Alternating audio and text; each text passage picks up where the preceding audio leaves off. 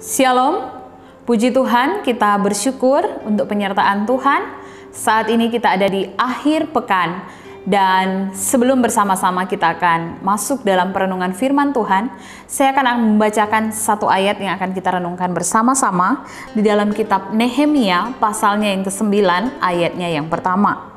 Firman Tuhan berkata, "Pada hari yang ke-24 bulan itu, berkumpullah orang Israel dan berpuasa dengan mengenakan kain kabung dan dengan tanah di kepala." Mari kita berdoa. Bapa di surga, kami mengucap syukur untuk kesempatan yang Kau berikan bagi kami untuk bersama-sama malam hari ini merenungkan kebenaran firman Tuhan. Sebelum kami akan bersama-sama beristirahat dari jerih lelah yang boleh kami kerjakan sepanjang hari ini, biarlah Engkau memberkati kami dengan firman-Mu. Kami mengucap syukur di dalam nama Tuhan Yesus kami berdoa. Amin. Bapak Ibu yang dikasihi oleh Tuhan, pernahkah kita merasa menyesal? Menyesal telah melakukan satu kekeliruan atau satu kesalahan yang justru membuat kita harus berurusan dengan banyak hal. Contoh, ketika kita berkendara dengan menggunakan kendaraan roda 4. Karena kelalaian kita tidak menggunakan safety belt.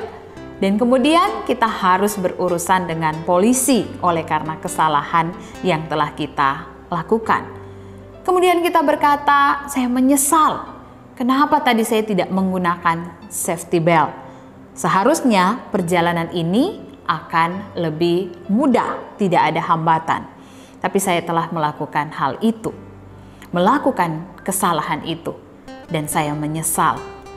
Bapak Ibu yang terkasih di dalam Tuhan, dari pembacaan firman Tuhan kita pada malam hari ini, kita melihat bahwa hari ke-24 berkumpullah orang-orang Israel dan berpuasa di hadapan Tuhan. Sebelumnya mereka melaksanakan hari raya Pondok Daun di hari yang ke-22.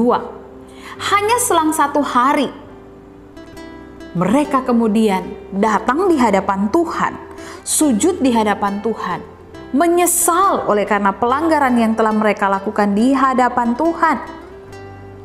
Mereka mengenakan kain kabung, dan hari itu merupakan hari pengakuan dosa dengan penuh penyesalan dan kesedihan. Bagi orang-orang Yehuda pada waktu itu, mereka mengambil waktu-waktu khusus atau kesempatan-kesempatan khusus untuk berpuasa dan menunjukkan kepada Tuhan betapa mereka menyesal karena tidak setia kepada Allah.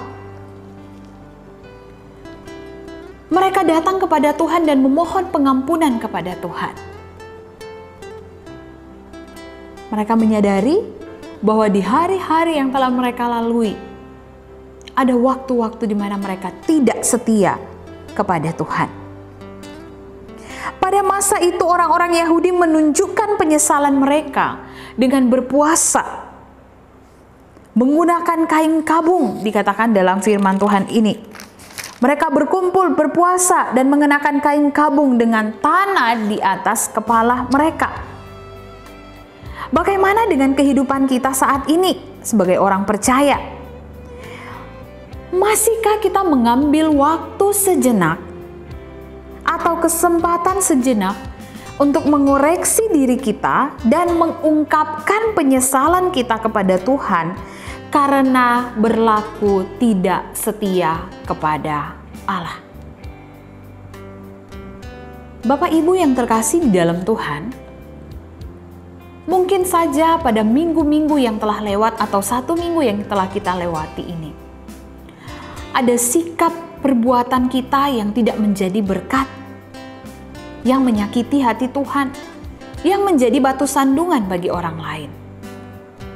Ada perkataan-perkataan kita yang menyakiti hati orang lain. Ada pemikiran-pemikiran yang jahat di dalam pikiran kita. Apakah dengan tindakan, pikiran, dan ucapan itu muncul di dalam hati kita sebuah penyesalan. Tuhan, saya menyesal telah mengungkapkan kata-kata itu dan telah menyakiti orang lain.